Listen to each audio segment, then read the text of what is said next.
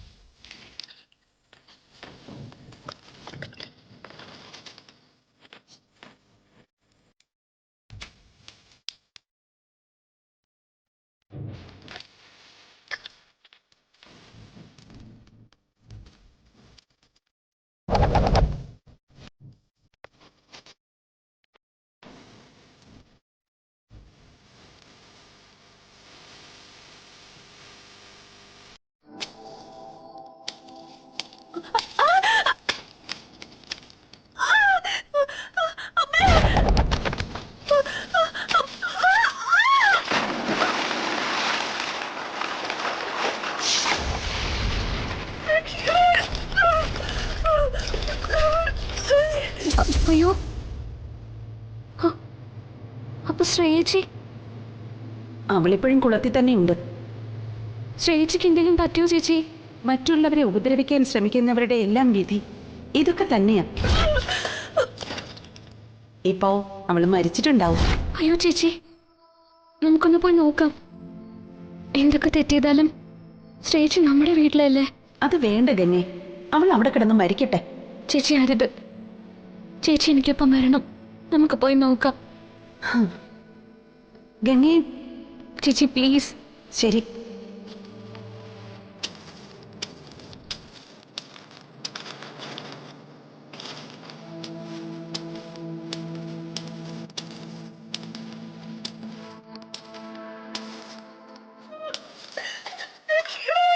അയ്യോ ചേച്ചി,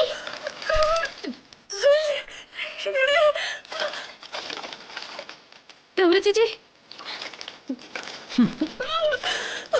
അവള് ചാവട്ടെ. അവള് മരണം അർഹിക്കുന്നു. അങ്ങനെ പറയല്ലേ ഗൗരി ചേച്ചി. നമ്മൾ ഉപേക്ഷിച്ച ശ്രേയച്ചി മരിച്ചു പോവും. നിനക്കിതെന്താ ഗംഗേ? നിന്നെ കൊല്ലാൻ ആളെ വിട്ടവളാ ശ്രേയ. അവള് മരിക്കുന്നതാ നമുക്ക് എല്ലാവർക്കും നല്ലത്. അയ്യോ അങ്ങനെയല്ല ചേച്ചി. ശ്രേയച്ചി ചെയ്ത പോലെ നമ്മളും ചെയ്ത, നമ്മളും ശ്രേയച്ചും തമ്മിൽ എന്താ വ്യത്യാസം? ശ്രേയച്ചി എങ്ങനെയെങ്കിലും രക്ഷിക്കണം. നിനക്ക് വേണ്ടി ഞാനതിന് ശ്രമിക്കാന്ന് കരുതിയാലും എനിക്കത് സാധിക്കില്ല ഗംഗേ. ശ്രേയയുടെ കയ്യിലെ മോതിരം നിനക്കറിയാവുന്നതല്ലേ? എനിക്കവളെ സ്പർശിക്കാൻ സാധിക്കില്ല. ശരി ചേച്ചി. ഗംഗേ,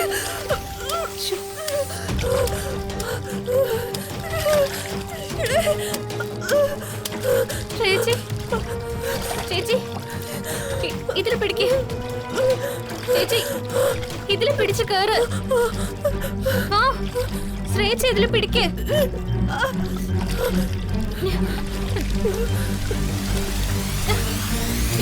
ആ